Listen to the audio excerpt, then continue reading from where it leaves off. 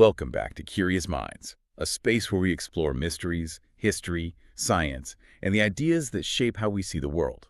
And every episode is a deep dive, grounded in research, storytelling, and curiosity. It's fantastic to be back, and today we are aiming our lens at a story that sits right at the intersection of, well, true crime, folklore, and aviation history. It's a story that I think most people believe just ended in a question mark 50 years ago. But the ground has shifted underneath this narrative so significantly in the last 12 months, specifically leading up to where we are now in January 2026, that we really have to rethink the entire ending. Absolutely. We are talking about the Ghost in the Machine, the only unsolved skyjacking in American commercial aviation history. The man, the myth, the guy in the cheap suit and dark sunglasses, D.B. Cooper. Right. But before you roll your eyes and say, oh, I've heard this one, he jumped and disappeared, you haven't heard it like this. Because we aren't just hashing out the 1971 investigation. We are looking at this from the vantage point of early 2026, where the evidence locker has suddenly been blown wide open. That's the key. For decades, this was the ultimate cold case. The FBI officially closed the file, known as NORJAC, back in 2016. They essentially threw up their hands, archived the files, and said, we're done. Resources are better spent on modern threats. Yeah, case closed. But as of late 2025 and right now in early 2026, that silence has been shattered. And not just broken by a whisper, but by a shout. We have new physical evidence, specifically a parachute and a pilot's logbook that has surfaced from a family in, of all places, North Carolina. And it points a laser-focused finger at a suspect named Richard Floyd McCoy II. And that means we are potentially days or weeks away from a DNA match that could put a period at the end of a 54-year-old sentence. It's an incredibly high-stakes moment for historical truth. It really is. But to understand the weight of this new evidence, why a parachute in a shed matters so much, we have to go back to the beginning. We have to understand the mechanics of the perfect crime before we can understand who might have pulled it off. Okay, so let's set the scene. I want you to transport yourself back. It's Thanksgiving Eve, November 24th, 1971. The vibe of air travel is completely, utterly different from what we know today. Oh, a totally different world. Right. No TSA, no taking off your shoes, no body scanners. You can walk onto a plane with a briefcase, a bottle of booze, and a pack of cigarettes, and nobody would even blink. It was the so-called golden age of flying, but that also meant it was, unfortunately, the golden age of hijacking. I was going to say. Yeah, between about 1968 and 1972, there were hundreds of hijackings worldwide. It was almost an epidemic. Usually, though, they were political people wanting to get to Cuba, people trying to make a statement. This one was different from the very start. How so? It wasn't political. It was purely business. So picture this. It's a rainy, miserable night in the Pacific Northwest, Portland International Airport. A man walks up to the Northwest Orient counter. He's entirely unremarkable. He's wearing a dark suit, a white shirt that's maybe a little wrinkled, black raincoat, loafers. And a clip-on tie. Let's not forget the clip-on tie. The famous clip-on tie. He pays $20 cash for a one-way ticket to Seattle on Flight 305. And he gives the name Dan Cooper. Which, just to pause there, is probably our first clue, or our first red herring. There was a French-Belgian comic book series, popular at the time, featuring a test pilot hero named Dan Cooper. Huh.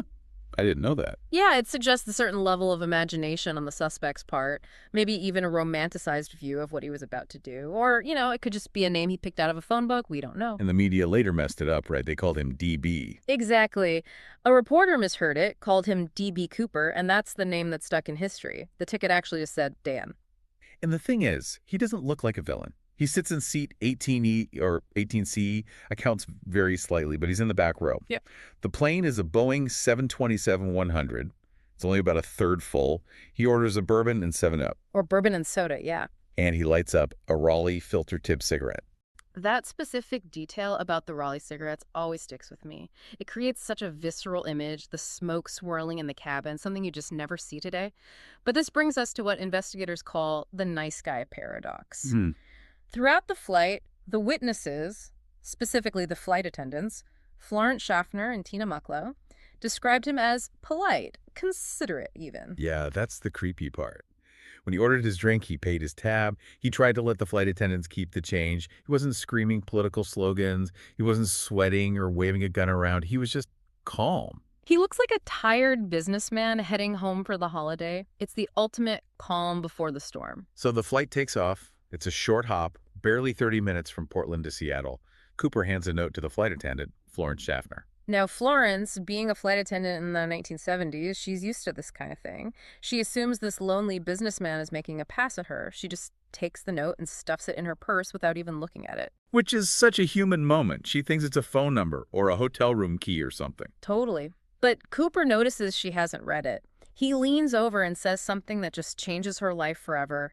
He says, "Miss, I have a bomb in my briefcase, and I want you to sit by me." And just like that, the flirtation is over. The reality sets in. She sits down next to him. He opens the briefcase, just a crack, just enough for her to see inside. And what does she see? She describes seeing red cylinders like road flares, a tangle of wires, and a big cylindrical battery. To her, in that moment, it looked like dynamite. Now, we don't know if it was real. Right, it could have been a total bluff. It could have been, but at 10,000 feet, it looked real enough to convince the entire crew. Cooper then dictates his demands. And this is where we really start to see the intelligence behind the act. Okay, let's unpack these demands because they are not random. First, the money. He wants $200,000 in negotiable American currency, and he specifically asks for $20 bills. The choice of 20s is incredibly smart. Think about it. If he had asked for $100 bills, that's only 2,000 bills. It's light, sure. But in 1971, if you try to break a $100 bill at a gas station or a grocery store, people look at you. Oh yeah, they hold it up, they check the serial number, it draws attention. A lot of attention. But 20s are invisible, they're transactional, you can spend them anywhere, and nobody bats an eye. But there's a trade-off, isn't there? The weight. Exactly. Physics comes into play. $200,000 in 20s is 10,000 individual bills. That weighs roughly 21 to 23 pounds. That is a significant amount of dead weight to strap to your body if you plan on jumping out of an airplane. So he was consciously choosing to carry a heavier load just to make the money easier to spend later. He was trading physical ease for economic liquidity. It's a calculated decision. Okay, what else? He asks for a fuel truck to be standing by in Seattle to refuel the plane immediately upon landing. And then the parachutes. This is the detail that keeps game theorists up at night. He asks for 4 parachutes. 2 main chutes, 2 reserve chutes. Why 4? I always wondered that. Was he planning on taking hostages with him? That's precisely what he wanted the FBI to think. This is, in my opinion, the most brilliant tactical move of the entire hijacking. If Cooper had asked for just 1 parachute, the FBI would know he was jumping alone. And they could give him a dud. They could have given him a sabotaged rig-a-chute that wouldn't open, or one with a hidden tracker. But by asking for 4, he creates ambiguity. He implies he might be taking a flight attendant with him, or maybe he has an accomplice. The authorities simply could not risk giving him a dud if there was even a 1% chance an innocent person would be strapped into it. It's a checkmate move. Yeah. It forced them to provide working, safe gear. Totally. And throughout this whole negotiation, while the pilots are relaying this to air traffic control, Cooper keeps using this one specific phrase in his notes and verbal warnings. No funny stuff. No funny stuff. It sounds almost like a caricature, like something from an old movie. It does, but keep that phrase in your back pocket. It becomes a critical linguistic fingerprint later on when we start looking at our prime suspect. So the plane lands in Seattle. It's tense. There are snipers in the dark, but Cooper has kept all the window shades drawn so they can't get a shot. The passengers on board, they have no idea what's going on. None. They're just told there's a minor mechanical delay and they need to refuel. Cooper facilitates the exchange. The money, which was gathered frantically from a local Seattle bank, mostly random serial numbers, though the FBI did record them all on microfilm, is brought on board in a knapsack. The parachutes arrive. And in exchange, Cooper releases all 36 passengers and flight attendant Florence Schaffner. But he keeps 4 crew members on board. The pilot, the co-pilot, the flight engineer, and flight attendant Tina Mucklow. Now the plane is fueled up, the passengers are safe on the ground, and Cooper gives his new flight plan. He wants to go to Mexico City, but he gives the pilot instructions that are, well, they're weirdly specific. They seem technically sophisticated for a guy in a cheap suit. They are incredibly sophisticated. This is another moment where you see he's done his homework. He demands the plane fly with the landing gear down. Which is strange. He wants the wing flap set at 15 degrees. He wants the cabin to remain unpressurized. And he wants to stay below an altitude of 10,000 feet. So why? Why make the plane fly so slow and low with the gear dragging What does that do? It does two things. It slows the plane down to its minimum safe flying speed, about 170 knots or 200 miles per hour, and it creates an environment where he can actually open a door in mid-flight. Uh, So you can't just open a door on a pressurized jet at 30,000 feet. The pressure differential, the air pushing out, would hold the plug door shut. If you did manage to crack it, the explosive decompression would suck you out and probably kill you. so by keeping the cabin unpressurized? The pressure inside matches the pressure outside.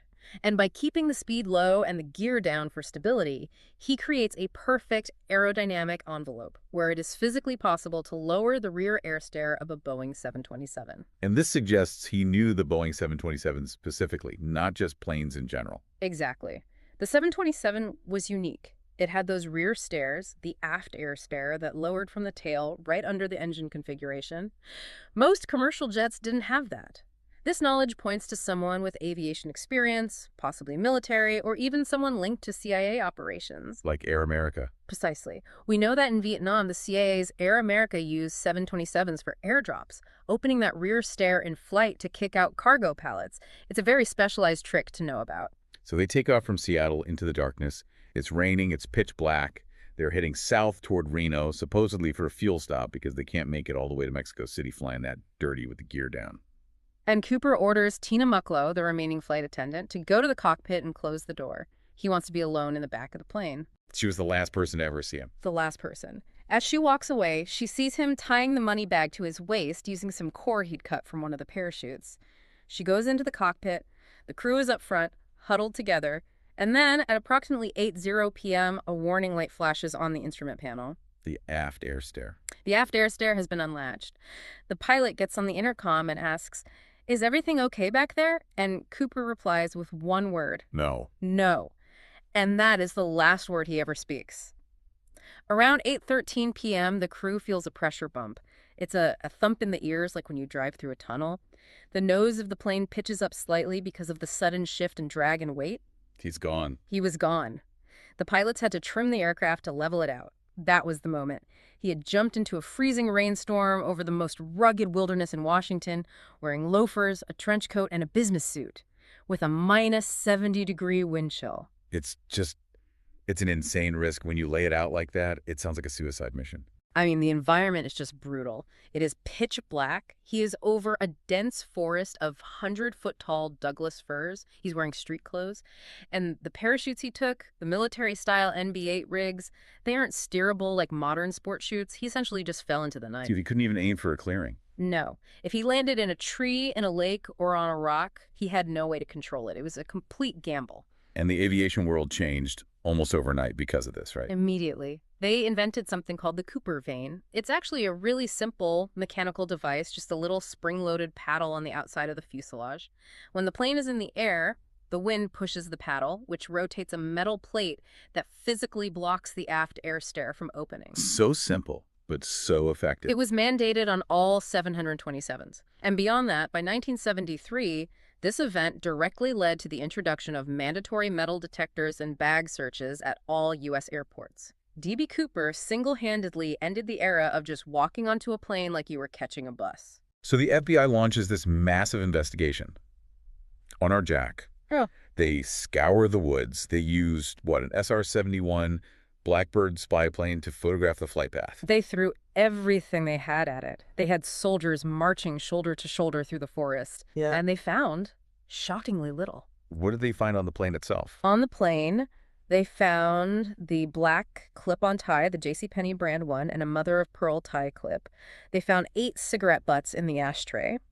And they found 2 of the 4 parachutes. He took the other 2 with him. Okay, let's talk about the cigarette butts for a second, because as someone interested in modern forensics, this is one of those details that makes you want to just scream at the history books. It is a tragedy for modern investigation, a complete tragedy. Those 8 Raleigh cigarette butts were smoked by the hijacker. He had them in his mouth. Today, that's a gold mine. Oh, today we could pull a full DNA profile from the saliva on those filters. We could probably tell you his eye color, his ancestry, his susceptibility to certain diseases. We could match him to databases like 23andMe. The case would be over. So what happened to them? The Las Vegas FBI field office lost them or destroyed them. Sometime in the years after the hijacking, they just vanished from the evidence locker. There's no record of where they went. They are just gone. That is heartbreaking. It's the smoking gun, literally, and it's just Oh. lost to time. So all we have left, biologically, is the tie. The tie is our only biological link. And in the late 2000s, a group of independent citizen sleuths, scientists, and investigators got access to it. They put it under an electron microscope and found something fascinating. This wasn't just like dust and grime. No, the tie wasn't just dirty, it was covered in specific rare particles: unalloyed titanium, bismuth, strontium sulfide. And we need to be clear, in 1971, you didn't just walk into a hardware store and buy pure titanium. Absolutely not. Unalloyed titanium was an exotic metal. It was used almost exclusively in high-end aerospace manufacturing, maybe some specialized chemical plants or military contracting. This suggests Cooper wasn't just a random drifter or a lumberjack. He was an insider of some kind. He was likely an engineer, a manager, or a supervisor in a very specific type of metal or chemical facility. He was a white-collar guy who worked in an environment where these particles were literally in the air. Okay, so we have the tie. But for years and years, there was no sign of the man or the money. Until 1980, the campfire discovery. Yes, this is the only time the ransom money ever showed up. Brian Ingram, an 8-year-old boy, is on a family picnic at a place called Tina Bar on the Columbia River. He's digging a fire pit in the sand. Yeah, he just finds it. He finds 3 rotting bundles of cash, $5,800. The rubber bands had basically turned to dust, but the bills were there.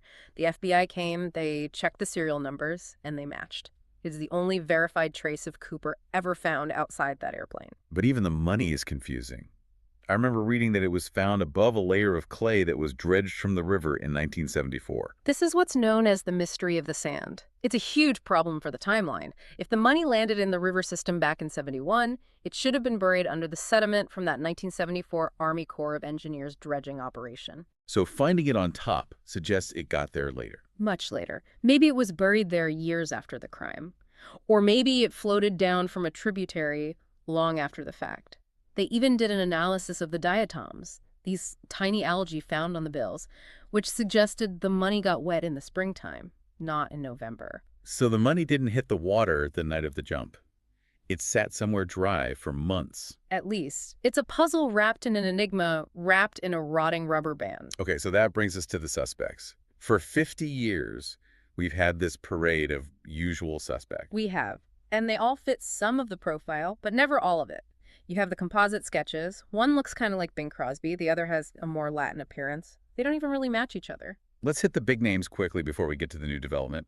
Robert Rackstraw. Rackstraw was a huge media favorite for a long time. Special Forces, veteran, pilot, criminal record, a total con man. There were these coded letters sent to newspapers that some people claimed identified him. He loved the attention. But the FBI ruled him out. They did. He was too young. He was 28 in 1971. Witnesses described Cooper as being in his mid-40s. His eye color was wrong, and his DNA didn't match the limited samples available at the time. Okay, then there's Dwayne Weber, the deathbed confession guy. Right. On his deathbed, he tells his wife, "I am Dan Cooper." After he dies, she pieces things together. He had a mysterious knee injury from jumping out of a plane. He had nightmares about leaving fingerprints on the aft stairs. It's a very compelling story. Right. But the DNA from the partial profile they eventually developed didn't match him either. And Kenneth Christensen, the flight attendant connection. Yeah, he was a purser for Northwest Orient, the same airline. So he had inside knowledge. He was left-handed, a bourbon drinker, a smoker. He bought a house with cash shortly after the heist. A lot of things line up. What's the counterpoint? Physically, witnesses said he was too short, too light, and didn't really look like the guy in the sketches. It just felt like we were running in circles. Every single suspect had a major but. But this is where it gets really interesting, because in late 2025, the narrative shifted hard toward a man who has been on the radar before, but never, ever like this. Richard Floyd McCoy II. This is the new reality of the Cooper case. We have to pivot here. Richard McCoy was always a person of interest because he was a known skyjacker. 5 months after the Cooper jump, we're talking April 1972, McCoy hijacked a United flight out of Denver on a Boeing 727. And he used the exact same MO. Okay, when you say exact same, break that down for the listener, because copycat can mean a lot of things. I mean, it was a carbon copy, a Yeah. blueprint. He boarded a 727. He handed a typed note to the stewardess. He demanded 4 parachutes. He demanded a huge ransom, $500,000 this time, maybe accounting for inflation or just being greedy. And the flight instructions? The exact same flight configuration. Gear down, flaps set at 15 degrees. He jumped from the aft air stair. And he even used the phrase "no funny stuff" in his instructions. There's that phrase again. Exactly. It's too specific to be a coincidence. Now, at the time, McCoy was actually caught. He had a sloppy landing, he left fingerprints, and the FBI arrested him a couple days later. So he went to prison. He went to prison. Then he escaped from prison using a fake gun he carved out of dental paste, which is a whole other movie in itself. And he eventually died in a shootout with the FBI in 1974. A very violent end. And the FBI always said he wasn't Cooper. Right. They officially ruled him out. They said his physical description didn't perfectly match. He was a bit younger, had a different build, and most importantly, he had an alibi. He was supposedly at home in Utah having Thanksgiving dinner the day after the Cooper heist. But alibis can be faked, and families can lie to protect their own. Which brings us to the 2025-2026 breakthrough. The silence is broken. McCoy's children have come forward. This is the game changer. According to recent reports from Lawyer Monthly and some great coverage by the Watcher team, McCoy's children, who are now adults, approached investigators with items they found in a family storage outbuilding. They handed over a parachute rig and a logbook. And this isn't just any old parachute. I read that investigators are calling it a 1 in a billion find. Why? Because the parachute rig allegedly has unique custom modifications. When the FBI supplied the parachutes to Cooper in 1971, they didn't just grab them off a shelf. They came from a specific skydiving school and had some specific stitching and hardware replacements that had been done recently. So they were identifiable. Very. The FBI knows exactly what those modifications looked like. Remember, Cooper jumped with 2 chutes, but he left 2 on the plane.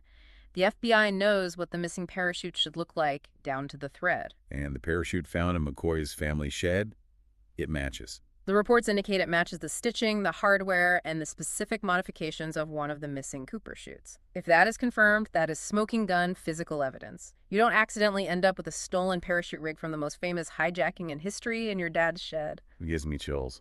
What about the logbook? The logbook allegedly records skydives in the exact geographic areas where both the Cooper hijacking and later the McCoy hijacking took place. It basically places him in the right airspace, practicing scouting the drop zones. That is damning. So why now? Why did the family wait until 2025 to bring this out? Why sit on it for 50 years? It's a common story in these legacy cases. The mother McCoy's widow passed away recently. The children, perhaps freed from a vow of silence or just wanting the truth to be known now that their parents are gone, finally decided to step forward. There's also that double life theory. Right. The son has gone on record saying he believes his father laundered the Cooper money in Las Vegas. It suggests the family might have known, or at least suspected, this whole time they were living with a ghost. So where do we stand right now in January 2026? What are we waiting for? We're in the waiting room of history. Yeah. The FBI has that partial DNA profile from the tie found on seat 18E. They have now obtained DNA samples from McCoy's children. They are currently running the comparison. So if it matches, the mystery is solved. If there's a familial match, Richard Floyd McCoy II is D.B. Cooper. It means he pulled off the perfect crime, went home for Thanksgiving, acted like nothing happened, got bored or greedy, tried to do it again 5 months later, got caught, and died a violent death. It turns the gentleman bandit into a serial hijacker. It completely changes the myth. But I have to ask the difficult question, what if it doesn't match? Then we are back to the most frustrating variable in this entire case, the tie. We assume the tie belonged to Cooper, but it was a clip-on. He could have bought it at a thrift store for $1. He could have found it on a seat in the airport terminal and put it on just to look professional. So the DNA on that tie. The DNA on that tie and those titanium particles might belong to some factory worker in a Boeing plant who donated his old tie to Goodwill, not the skyjacker. That is a maddening thought. That the one piece of biological evidence we've had for 50 years might just be a total red herring. It is. But the parachute is harder to explain away, even if the DNA on the tie isn't McCoy's. If he had the Cooper parachute in his possession, he is the guy. It just means he was smart enough to wear a throwaway tie that didn't belong to him. That's a great point. The parachute is the physical link to the stolen goods. The tie is just clothing. It feels like the walls are closing in on the mystery. But even if it is McCoy, or if Cooper just died in the woods, why do we care so much? Why is there an annual Cooper Day celebration? Why did a D.B. Cooper bar just open in Hell's Kitchen? It's the Robin Hood myth, isn't it? Cooper hurt no one, physically at least. He was polite. He stole from the man, a big airline insured by a big corporation. during an era of deep anti-establishment sentiment. Vietnam era, Nixon. Exactly. People didn't trust the government. They didn't trust corporations. People represented a guy who beat the system. He was the little guy who actually won. He had the sunglasses, the suit, the bourbon. He jumped into the night with the cash. It's undeniably cool. It has that almost James Bond quality. It looks cool on a movie poster, but we have to ground this in reality. He terrorized a flight crew. Florence Schaffner and Tina Mucklow were traumatized. They didn't know if that bomb was real. They didn't know if they were going to die in a fireball over Washington. Right. And if Cooper was McCoy, he wasn't some suave folk hero. He was a desperate criminal who eventually died shooting at federal agents. The reality is gritty and violent. The myth is smooth and romantic. And we prefer the myth. We want him to be sipping a Mai Tai in Mexico, not freezing to death in the Washington mud or bleeding out after a shootout. Exactly. We want the win. We want to believe that someone, somewhere, can pull off the impossible escape. I think it gives us a strange sense of hope. Well, whether he escaped into obscurity or into the grave, he certainly escaped the history books. Until now. With this new DNA testing on the McCoy family, we might finally have a name to put to the face in that famous sketch. It feels like we are at the end of the book. We're just waiting to read the last page. And honestly, finding out it was McCoy, the so-called copycat, actually makes the story more human and more tragic. It means he got away with the perfect crime, but he couldn't stop himself from ruining it. So what does this all mean for you, the listener? It means history isn't static. Cold cases aren't dead, they're just sleeping. And sometimes, all it takes is a dusty logbook in a shed to rewrite 50 years of speculation. And it raises the question, what other mysteries are just one garage cleaning away from being solved? How many answers are sitting in cardboard boxes right now, just waiting for the grandkids to finally open them? I love that. A final provocative thought for you. If McCoy is Cooper, and he was really home for Thanksgiving the day after the jump, who sat in his seat at that dinner table, did he pass the turkey to his wife while knowing he had $200,000 in a muddy bag in the trunk of his car? That is a Thanksgiving dinner conversation I would love to have heard. Pass the cranberry sauce and the negotiable American currency. Exactly. So that's a wrap on today's episode. Thank you so much for spending your time with Curious Minds. If you found this discussion interesting, feel free to like, comment, and share your thoughts. And as always, stay curious, stay grounded, and hope to have you join us for the next one.